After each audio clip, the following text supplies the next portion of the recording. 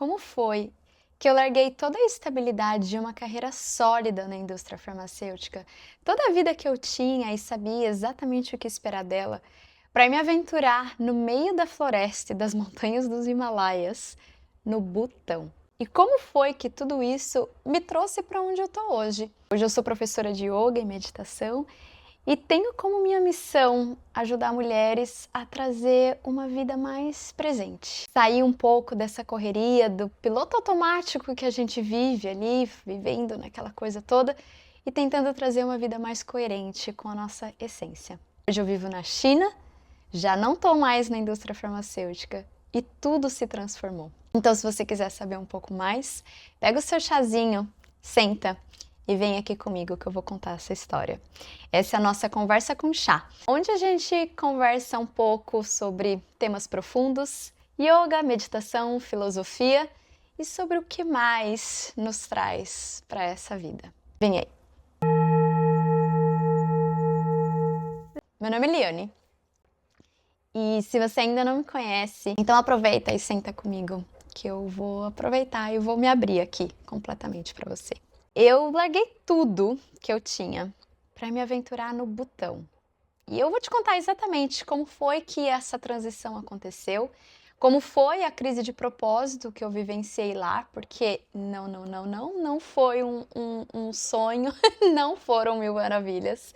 Eu vou contar tudo agora e eu nunca contei essa história. Em 2017, eu tinha uma carreira muito sólida na indústria farmacêutica, eu amava o meu trabalho. Não é que eu estava naquele momento em que eu já não aguentava mais trabalhar, porque não era verdade, eu realmente gostava do que eu fazia.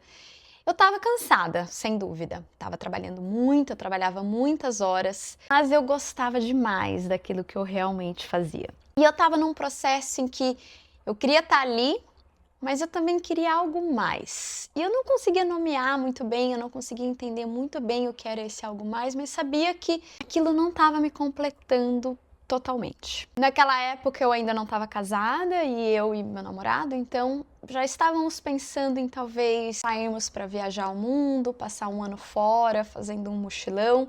Foi inclusive quando eu comecei um blog de viagem, brincando já com essa intenção. E no meio disso tudo, ele recebeu uma proposta para fazer uma entrevista, para ser professor no Butão. Eu não sei se você já ouviu falar do Butão, mas hoje em dia ele é um pouco mais famoso. Ele é conhecido como o País da Felicidade. É um país bem pequenininho, incrustado bem no meio da China e da Índia. E ele é conhecido por esse nome, como País da Felicidade, porque realmente é o único país hoje que tem o FIB, ou Felicidade Interna Bruta.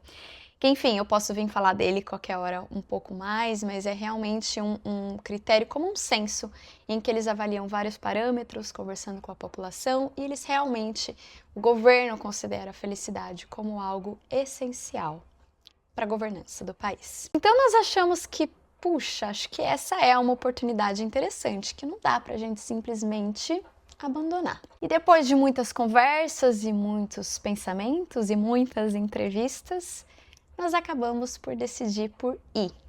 Ele foi primeiro, porque ele já precisava chegar lá antes, nós nos casamos, organizamos tudo em 12 dias, foi o nosso casamento muito rápido para que eu também pudesse ir. E aí eu abandonei tudo que eu conhecia.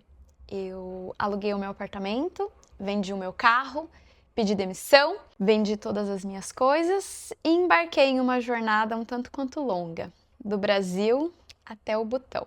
Chegando no Butão, eu já senti que eu tinha, na verdade, viajado no tempo. Me parecia realmente que eu tinha viajado uns 30 anos no passado e que o mundo lá andava mais devagar. Ao chegar lá, você já sente, não sei se alguém aí talvez já tenha tido a experiência de conhecer o Butão, mas realmente parece que você tá num ritmo um pouco mais lento. E eu já tinha vários planos na minha mente de que eu ia virar zen quando eu me mudasse para o Butão.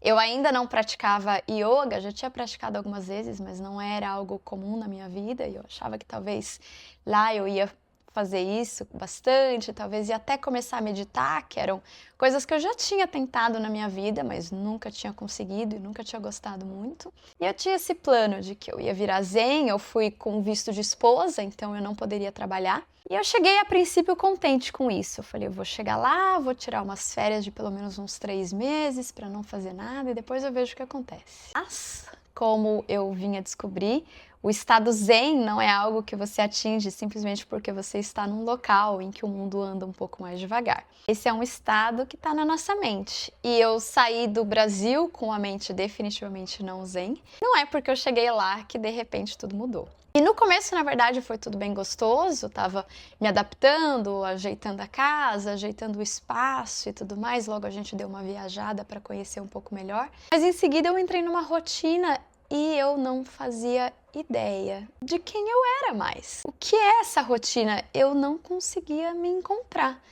Porque de repente eu estava vivendo numa casinha minúscula, literalmente no meio da floresta, porque a escola em que meu marido trabalhava ficava a 30 quilômetros da cidade mais próxima e nós vivíamos na escola. Eu via árvores, eu via montanhas, às vezes alguns cachorros passando para lá e para cá, ouvia ursos, mas eu não via pessoas, eu não conseguia sair. Meu marido passava o dia inteirinho trabalhando, ele tinha uma rotina de trabalho muito puxada, porque era um colégio interno, então era ele quem apagava a luz à noite para as crianças irem dormir, era ele que tinha que levar alguma criança no hospital, se elas ficassem doentes. Então eu passava os meus dias sozinha em casa, sem saber o que fazer. E menos de um mês depois que a gente chegou lá, eu já estava entrando em desespero, que eu falei, quem eu sou e o que eu vou fazer? Eu tô assistindo um pouco de televisão, mas não dá para fazer só isso da vida. Enfim, e aí eu já fui entrando nesse quesito porque eu me identificava demais com a minha profissão. Eu passei 8 anos da minha vida na indústria farmacêutica fazendo aquilo. E aí, de repente, eu era a esposa que cozinhava, que arrumava a casa e que assistia televisão. Então, eu não fiquei num lugar legal. Não era o que eu queria fazer. Logo eu comecei a me desesperar e tentar procurar emprego de qualquer forma. E falei, eu preciso conseguir alguma coisa, nem que seja online. E no final das contas isso deu certo. Eu fiquei procurando em vários sites e no final das contas acabei encontrando um emprego mesmo em uma agência de viagens que era de Singapura, mas que levava clientes para o Butão. Então eles se interessaram por mim, porque eu morava lá e poderia então visitar hotéis, conversar com pessoas e acompanhar os clientes que chegavam, recebendo eles no aeroporto. E eu, a princípio, achei que aquilo seria maravilhoso. Eu sempre gostei de viajar, eu entendia muito de viagem, porque eu já tinha planejado muitas viagens na minha vida. Eu já tinha feito, inclusive, um curso de agente de viagens e achei que aquilo ia ser incrível. Comecei, então, toda animada com esse trabalho e ele não foi incrível. No final, eu estava ali com uma chefe que era extremamente microgerenciadora e fazendo algo que a princípio eu achei que ia ser fantástico, mas não era. Eu estava ali trabalhando em uma empresa de muito luxo, curando viagens, que era inclusive o termo que nós utilizávamos lá, para uma população que era aquilo que eu não iria alcançar nunca, numa viagem de extremo luxo, acompanhando coisas no Butão como se fosse apenas aquele tipo de me fazer me sentir melhor. Eu estou aqui acompanhando situações diferentes da minha, vivências diferentes da minha, e é legal experimentar isso durante as minhas férias para eu voltar depois então e viver a minha vida exatamente como é. Aquilo não me completava, aquilo foi me deixando inclusive pior. No meio disso tudo, eu também achei que eu queria continuar trabalhando então com o meu blog de viagens, que eu tinha começado.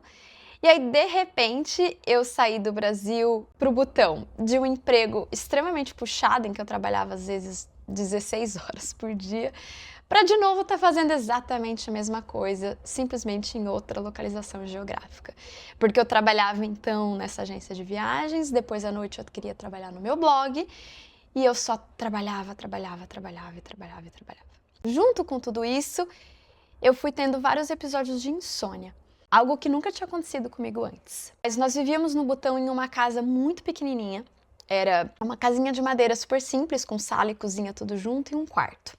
O Butão é um país muito frio e é um país pobre.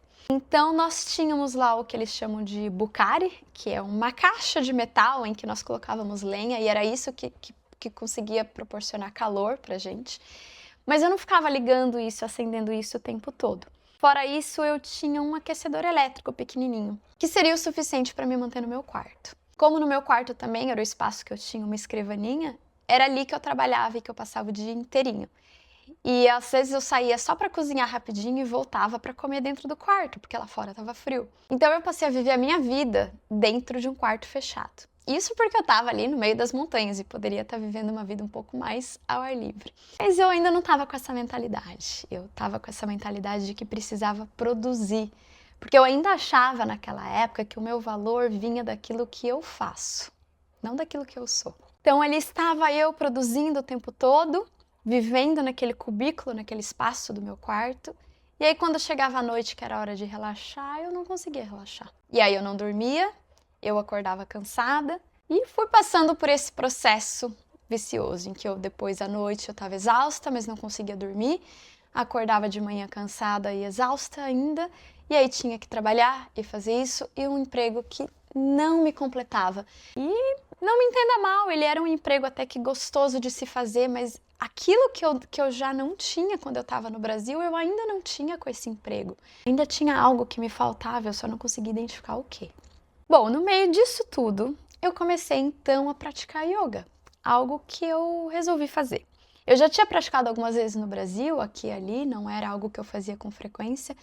Quando eu estava no Brasil, o que eu realmente fazia como atividade física era correr, porque era o que se adequava à minha rotina, porque eu poderia fazer isso em qualquer lugar e eu viajava muito na época. Mas quando eu cheguei no Butão, correr não era muito uma possibilidade. Eu vivia a 3.200 metros de altitude. Então, quando eu tentei sair para correr, não foi muito fácil. E aí eu falei, bom, então vou começar a praticar yoga, que é algo que eu já tinha feito, já tinha gostado, falei, acho que isso é legal. Baixei então um aplicativo no meu celular, na época eu utilizava o Daily Yoga.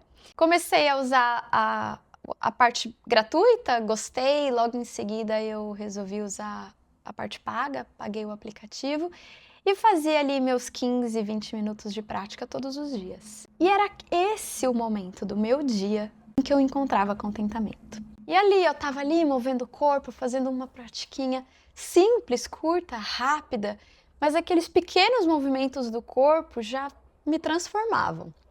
E aí naqueles 3 minutos que eu tinha de Shavasana no final, em que eu ficava deitada de costas, eu falava, agora sim.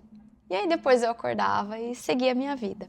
E tá tudo bem. Mas aquilo realmente me trazia muita coisa. Mas, como sempre, eu precisava fazer mais. Então eu já tô aqui fazendo a minha yoga. Agora eu quero então começar a fazer invertidas. E lá ia eu tentar, nos meus 20 minutos, tentar virar de ponta cabeça. Eu não tinha nenhuma parede disponível para tentar usar, porque eu praticava também dentro do quarto. E aí ali eu não tinha nem espaço, meu quarto era uma cama, a escrivaninha, o guarda-roupa e a televisão e a janela. E aí era eu tentando no guarda-roupa colocar a perna para cima. E óbvio que isso não deu certo e não estava indo para lugar nenhum. E aí foi quando, conversando com alguma pessoa, que inclusive eu estava planejando uma viagem para essa pessoa, ela comentou comigo que tinha ido para a Índia, para um retiro de yoga, e que lá ela tinha conseguido então fazer a tal da invertida. E eu falei, essa é uma boa ideia. Eu moro aqui do lado.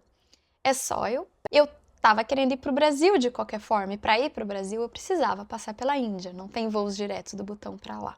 Eu falei, acho que essa é uma boa ideia.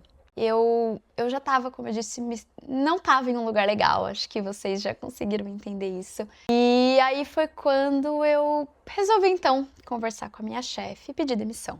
Eu falei, eu acho que o que eu preciso para mim é voltar para o meu local de origem, eu preciso passar um Natal, um final do ano com a minha família, com aquilo que eu reconheço, com aquilo que eu sei o que é, e eu não quero ir trabalhando nessa empresa mais. Tomei essa decisão, conversei com a minha chefe na época que não gostou da ideia, tentou me manter com muito esforço, mas eu estava decidida e falei, vou então passar 10 dias na Índia.